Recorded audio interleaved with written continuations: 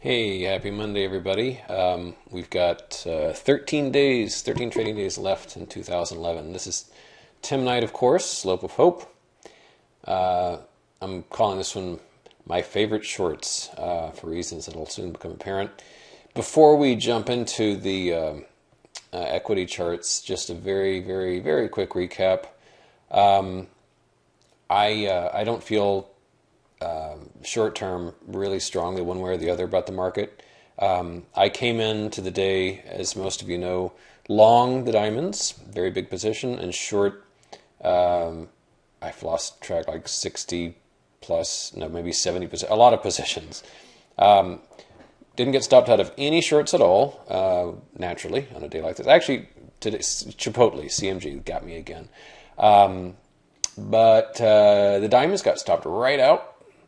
And that was my insurance policy, and I paid the insurance policy premium once again later today because when the spiders were down around here, I bought a big slug of those. I actually bought a bunch here, sold them at a profit, and bought the same thing again at a higher price. So bottom line, I am long one position, spiders, SPY, and short 89 little guys, nothing big. I had a long in gold on Friday, which I got stopped out of on Friday, thank goodness, because gold had a rotten day. We can see that it's very cleanly broken this triangle, and wow, just doesn't look good at all. Anyway, look, no general market analysis today. Forget it. I'm not doing anything aggressive until Buddy Boy Ben speaks on Tuesday at 12:15 EST, I believe. What I wanted to share with you are about, I don't know, 16, 18 or so of my favorite shorts of those 89 that I just mentioned. I'm just going to go through them, say a word or two about what I like about each of them, and maybe you'll see an idea or two that you like and jot down. So, yeah, no market commentary today. I've had enough of that. And these will be in alphabetical order because that's how I picked them out. So these are my favorites. ACTG, Acacia Research. Nice big broken trend line there. Nice head and shoulders. Not the cleanest neckline in the world, but not at all a bad chart. Old favorite American Greetings, AM. I really haven't hit the ball out of the park on this one yet. This has been a long time kind of brewing. But as before, massive topping pattern on this and lots of empty air below. Very similar symbol here, but AN, like Nancy. Haven't drawn it, but a very handsome diamond pattern here on AN. This was not down much today, only 12 pennies, so not a great day for this one, but oh well. CAR, C-A-R, this is Hertz, I believe. No, it's Avis. Oh well. And we zoom in on this. Again, very long, somewhat complex topping pattern. The kind of short that you could hold for a while if it continues to kind of inch down. Cheesy, CHSI, this is Catalyst Health Solutions. Kind of an unusual and pretty break here on this trend line. A break and a couple of retracements above, just kind of clinging on for dear life. I like that. CNH. This is CNH Global. Nice retracement to this formerly bullish breakout. Down almost 4% today. Not a bad day. CVI. Kind of a favorite of mine right now. This one has a very substantial head and shoulders pattern, a massive gap down. And yeah, I came into the day short this and shorted even more. So I like this one. This is probably in the top 5 favorites, definitely.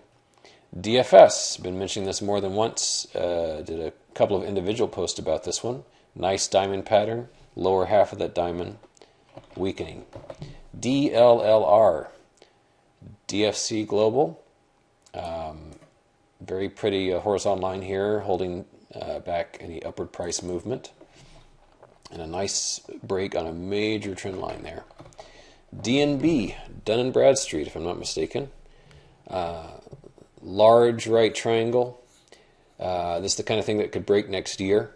You know, this is a slow mover. This is not a Groupon or a Zillow. This is a plodding one, but that's okay. I'd like a few plodding ones here and there just to keep. DOV, Dover Corporation. Very similar to what we've seen before. Gigantic wedge broken. retrace, very vulnerable. DXCM. 100% honesty required here at Slope. I did get stopped out of this early this morning and went right back in. I was too tight a stop on that one. You can see why here. We zoom in. I had a stop set above these guys' highs, got stopped out, went right back in. I like this one too much. Who knows? On a lot of strength, it could close this gap. I'm doubtful. Nice shooting star here. EOG. Don't worry. I've kind of lost interest around the P's, so we're actually kind of getting close to done here, even though we're only up to the E's. EOG Resources. Pretty obvious why I'm short this one, I hope. FedEx, FDX. It's kind of amazing that how much higher this was 4 or 5 years ago versus now. I mean, goodness, back in 2006, this was $30 higher than it is now. This is not a company that's done well over the long haul. This is very vulnerable, and I like to have a transport in here. FST, Forest Oil. Run, Forest, run, down. And there's the level on that I've set. FTK, Flowtech, I think, yeah. I'm the Rain Man of stock symbols. I can usually name just about any one. Again, fairly obvious. I mean, I really hope obvious why these are short. HP, as I've said, not Hewlett-Packard. This is Helmerich and Payne or something like that. Broken trend line, below horizontal. My charts are very simple to follow, simple to execute. OIS has demonstrated very clearly its ability to get weak in a big hurry. I would use this trend line as my guide for the most ambitious cover. PL, Protective Life Corporation. I'd like to have a financial or insurance company here and there, sprinkle them in.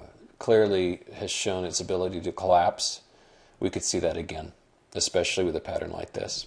And finally, PXP. Not a single, I've hand typed these, didn't hit a single error. Yahoo!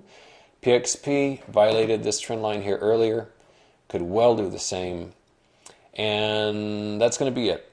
I lost interest at that point. That's just too many symbols, and I'm getting up way too early these days. I'm not well rested, and my God, that's enough. That's enough. So a lot of ideas there to chew on. I will be relieved and delighted after Bernanke, especially if he doesn't drop a bomb of some kind or bring out a bazooka or whatever metaphor they're using these days.